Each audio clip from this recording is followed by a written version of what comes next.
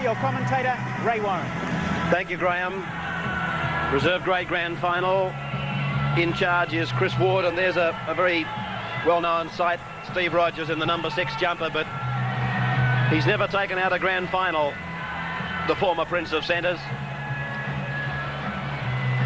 Chance to welcome into the commentary team Bill Anderson, and joining us today, our very special guest, St George coach Roy Masters, will be offering his comments during this reserve grade grand final. Tell you what, it's a long way from the ground up to this commentary box. I'll tell you something else too, Bill Anderson. I'll let you know a little secret. I'm not sure who these guys are. Oh, I think I've got it. It's the Balmain side on screen now for you. Petherbridge, Lawson, French, Davidson, Bell, Ryan, Lane, Brooks, Owen, Schofield, Hemsley, Marquito and Whittaker. So let's have a quick look at the St George side. And there it is: Burgess, Wilson, Duval, O'Connor, Williams, Rogers, Lenane, Funnell, Fafita, Noak, Newham, Powell and Jones. Balmain running left to right in the first 35 minutes of this one, and that's John Fafita for St George, tackle about 8 metres his side of the halfway. This should be a game of quality, as both teams have lots of players of first grade standard. I would say that Balmain have the superiority in the forwards. They've got 4 players in the forwards who took place in the first grade semi-final last year, but I would also think that St George have somewhat of an advantage in the backs, where they're going to be led by their captain, 5'8", Steve Rogers. And so Roy Masters is now with us. And Roy, thanks for joining us on Grand Final Day 1984. Very happy to be here, Ray. Obviously just left a disappointed St George camp, where again we've been pipped by a point by those greasy eels from Parramatta. Yes, I half expected the fireworks would start fairly early on, but here's a bit of luck for you, Roy, with St George getting a penalty about 12 metres out from the Paddington Hill corner. Young Steve Lenane tapping the ball out there.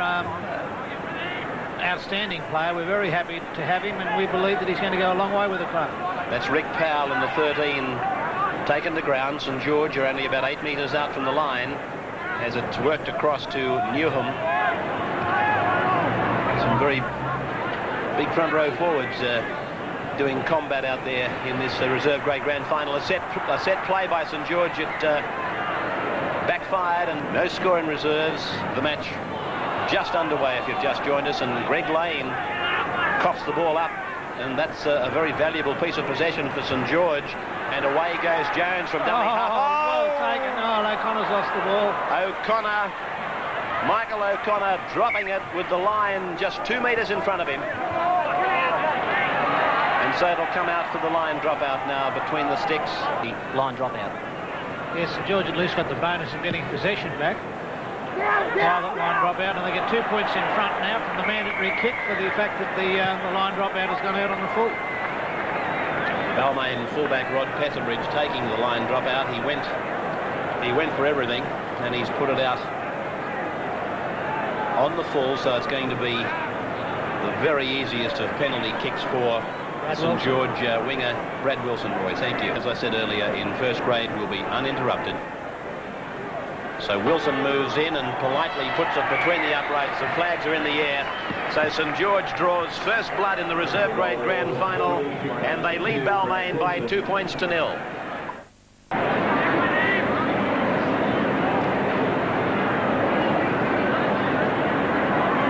Owens.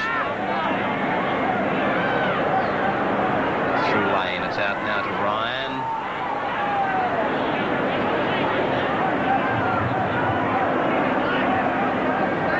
By the centre 3-quarter Jamie Davidson, and this is Hemsley. Tackle by Jones. 5 gone, and across from Whittaker, it's out to Owens. He puts the kick up. They all look to be onside, bar maybe the number 10. And it's a penalty to St George, well read by the referee. The number 10 was the only fellow in front of the kicker, Michael Schofield. Welcome back to the cricket ground. Reserve grade grand final in progress, and down on the sideline Graham McNeice is with, I believe, one of Parramatta's staunchest supporters, John English. He certainly is one of Parramatta's staunchest supporters, Ray. Personalities galore out here at the cricket ground, as you say. John English is with us. you're no stranger to a grand final. No, I've been to a few now, and yeah, it's just a great day. It's one of the magic days, I think, in Sydney all year. How do you think Peril will go today? Well, I think it's their turn. You know, like It's been an attempted penalty. About 10 metres into Saints territory. About 20 metres in. Hits it Brooks. It looks sweet off the boot. He's got it. That's the equaliser. Balmain and St George. 2 points all. Wilson tackle for St George. Mid-State Television has now joined us. Orange, Griffith and Dubbo. Welcome to the telecast via Network 10 Australia of the grand final day here at the Sydney Cricket Ground. We're in the first half of reserve grade with Balmain and St George 2 points all, but that could be 4-2 in favour of the Tigers when Brooks takes this kick for goal from right in front. Wick Hill were jam-packed in there. Seemed like a waste of good space. Oh, they'll all turn up. They're just having a glass or two of champagne before they come. Here's the kick by Brooks. He's got it. Balmain have hit the front. They're leading St George by 4 points to 2. Balmain is in there against probably one of the stiffest contestants he'll ever come across in reserve grade, Steve Rogers, who didn't make the tackle, but what he did do, he herded Ron Ryan back into a lock forward, breaking from the scrum. Well, of course, Rogers is a player of international quality, but I think Ryan will be able to hold his own today. He's a player that I've been particularly impressed with when he's played first grade or reserve grade, and what I like about him most is that he knows what to do when he gets into the opposition quarter. He's got skills of a little grubber kick, and he just knows how to score a try, and sometimes that's a quality that a lot of footballers lack. Well, it's that's a penalty. Marquito. Well, Yeah, we should have been penalised for being inside the 5 for a start. well, I thought he should have been penalised for not facing goal when he played the ball. I'll tell you what, that's nearly a try. No, he's lost it. He's lost it, Mike Marquito. Yes, I think you're right, Bill. I thought Marquito was facing the sideline more so than at the goal line, and that's probably where the penalty should have been given, but play's been allowed to go on, and St George, with Funnell playing it out on the 32, takes it up to the Balmain players. Jones did well. Rogers passes. Note gives the ball to O'Connor. O'Connor gets it back to Linane. Linane looks to spread it back to the right where the numbers were good for St George, but he couldn't get the ball away. Here's Rogers now, looking for that sideline. He'll find it. It came off the hand of a Balmain player. This should be a St George feed. Yes, I think Chris Ward has picked it up in play. He has, and he's indicated that it'll be a St George feed with St George loose head. You can see a lot of things from our high spot that you... Pressure, 15 metres out from the line. It's Balmain attacking. Here's Lawson. Lawson's about 8 metres away from the line. Dummy half is Whittaker.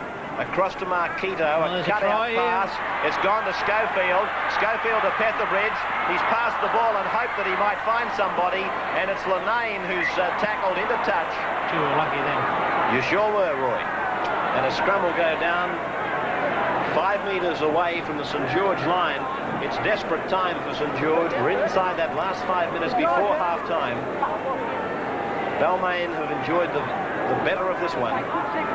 Very important scrum, this one, for St George. If they don't come up with it, and it's against the feed for them, they don't come up with it, they're going to be under a lot of pressure in this last couple of minutes, and this is the danger zone just before half-time. Ball fed and won by the Saints. And they've got the ball on the blind side. Well, that's interesting. Three of the last 4 scrums have all gone against the head. And we'll have all the fun of the fair leading up to the grand final. I'm told that the spectacular in front of the grand final this year is the top of all. Marquito loses it, and he's hurt, Marquito.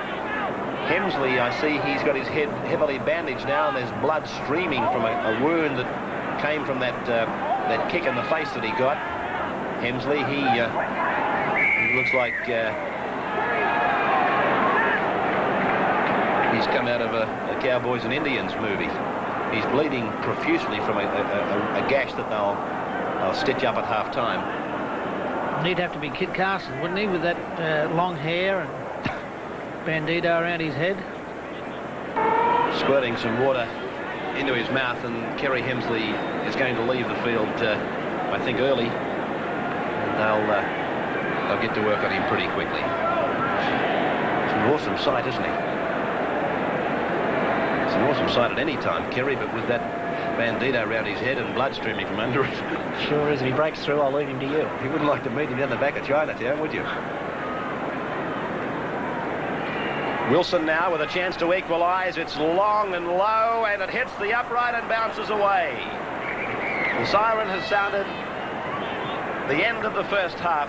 No tries, but I do feel that Balmain has had the better of it, and they lead St George by 4 points to 2. Well, the ball's been coughed up in the play of the ball.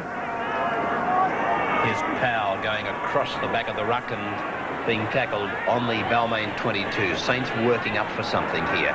Lanane across to Rogers. Rogers puts the bomb back, and O'Connor's coming through fast. And by Jove, that was close. Was leaping, and the Balmain players didn't quite know where the hell it had gotten to, and there it is, forced by the Balmain number 4, James Bell. So the Tigers turn the Dragons away again as Burgess brings it back. Balmain's reunion, they've got a big one on Monday night. Keith Barnes asked me to mention it. What time's that start, Bill? I've got no idea, Ray, but I know that Wayne Pearce was particularly interested that all ex-Balmain players should get to it, and I think if they contact the Balmain Leagues Club, that Keith Barnes could give them all the information they'd want. This Monday?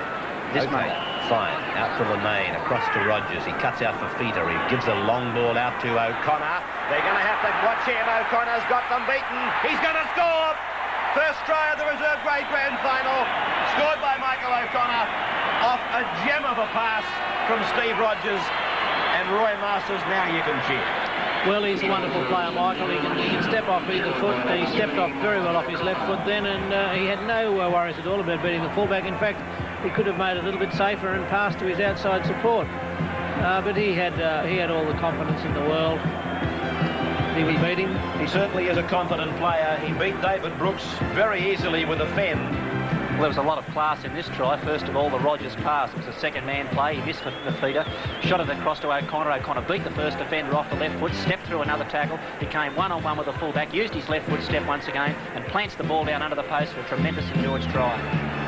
Everything that Michael O'Connor did there in that little piece of play was right out of the manual. He had the ball in the right arm to carry it. He had the other arm free, a bent arm that he was able to fend and spring off Brooks as he got rid of him. Perfect piece of football by Mike O'Connor. And it only gives Balmain more reason to want to buy him for next year, as they're fairly tipped to do. And there's the attempted conversion. It's successful from the wing three-quarter, Brad Wilson. And Saints are leading Balmain now by 8 points to 4 in the reserve grade grand final. And I wouldn't write them off as yet. They're a side which tries to the death, and if Balmain can put one more try on the board, I'm sure that they'll go on and play another try after that. Played by Hemsley. Away from dummy half goes Bell, and he's taken it towards the centre. He's only about 15 metres out from the St George line. Played back to Whittaker. It's gone to Lane. Lane gets the ball around to Petherbridge. Petherbridge coming onto it very strongly. Ron Ryan is a dummy half now. Marquito's to the left, Lane is to the right. It's with Marquito. He goes up and tries to pop a ball down. He does. Whittaker was there, and Whittaker is held a metre out from the St George line. Played back to Schofield, spun to Ryan, given to Owens. He steps off his right foot, turns it back to Ryan. Ryan comes back to the Noble corner. It's with Bell. Bell looks around for support. He finds Marquito, and Marquito has scored. That's the equaliser. They worked on it, Balmain. They kept the ball alive. They went one way and then came back to the other side of the ground just as quickly. And eventually St George ran out of numbers, and Marquito simply had to dive over to score. It was here that Owens came back inside. He was turned inside, and Ryan threw that long ball to Bell. Bell did well here to stand. He wasn't completely cleaned up, and Mike Marquito dives in to pick up a Balmain try. Well, this was a lot of light ball football, really. Balmain turned the ball one way. They'd run out of numbers on that side, so they switched it back through Ron Ryan. And, geez, a clever footballer, this fellow. Threw the long pass over the top to James Bell, the Balmain centre, who hasn't had a great year with Balmain, but he's hit back in the semi-finals. They made the reserve grade side. And what do you know? Michael Marquito, a front rower on the wing, and in he goes for the 4 points. So the attempted conversion will be taken by David Brooks. He's right on the touchline. 24 metres out. Marquito on camera, the try scorer.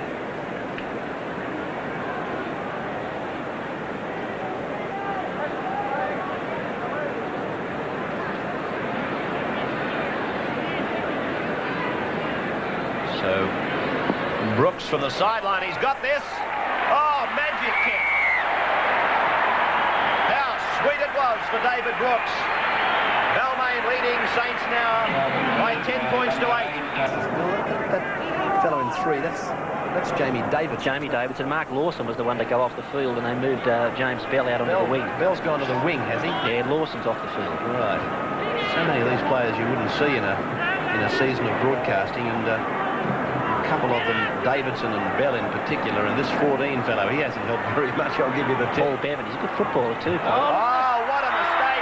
The fullback has dropped the ball for St George, and Davidson is within probably 3 blades of grass of the try line. Terrible trouble for St George now, as the dummy half tries to plunge his way over, but fails. It's played out there by French. It's gone out to Brooks. They spread it to Schofield, onto Owens.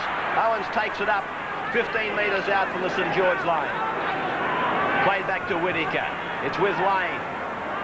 Whittaker again. It's gone to Marquito. He's tackled.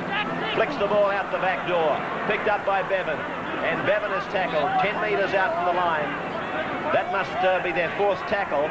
It goes now to Brooks, and Brooks hits up the side of the ruck.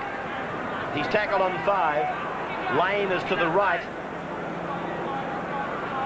It's gone back to Ryan for a bomb. I thought he was going to go for the drop goal. It looks too deep from here, but Burgess takes no risks and takes it over the dead ball line. He gets out of there. Jones goes in. Here's Funnell. Funnell in the number 8 jumper, holding them at bay. Intercepted by Campbell.